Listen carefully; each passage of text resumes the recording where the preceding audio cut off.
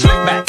No, slick back. That's what I said. Slick back. No, nigga, I'm a pimp named Slick back. Pimp named Slick back. Pimp named Slick back. Nigga, are you deaf? I'm a pimp named Slick. Assalamualaikum warahmatullahi wabarakatuh. Perkenalkan, nama saya Tasya Amelia Putri dari kelas 11 APL 1. Di video kali ini saya akan menjelaskan rangkaian alat UV-Vis.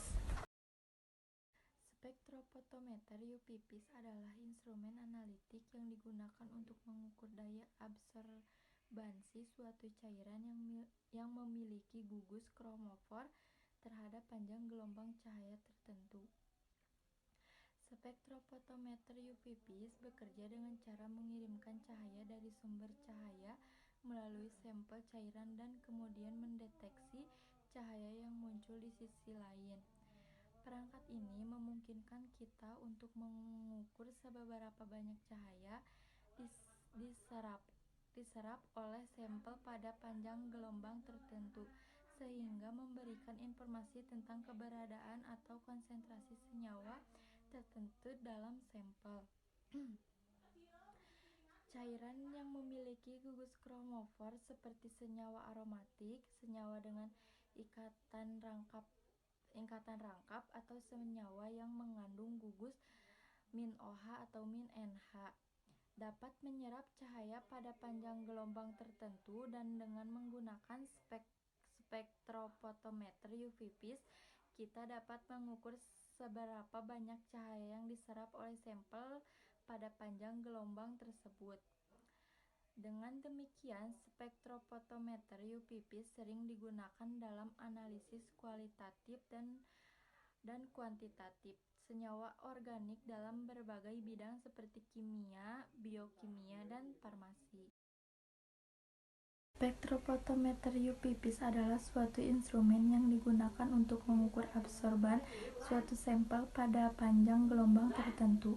Spektrofotometer EMC 11 UV yang ada di Laboratorium Kimia Dasar Terpadu UI dapat digunakan untuk mengukur absorbansi pada panjang gelombang di daerah UV 200 sampai 400 nm dan daerah visible 400 sampai 800 nm. Sampel yang dapat diuji dengan alat ini adalah sampel cair yang di dalamnya mengandung senyawa yang bergugus kromofor yang dapat juga digunakan untuk sampel berwarna.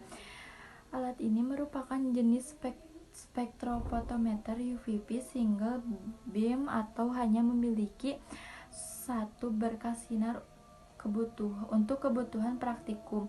Spektrofotometer EMS 11 UV sangat mendukung kegiatan praktikum karena dilengkapi dengan berbagai fitur seperti LCD screen 128x64, pengaturan panjang gelombang melalui papan tombol, kompartemen sampel untuk pemegang sel yang khusus, penyimpanan hasil hingga 200 metode dan 200 kurva standar, dan lain-lain. Berikut adalah rangkaian alat UV spektrofotometer.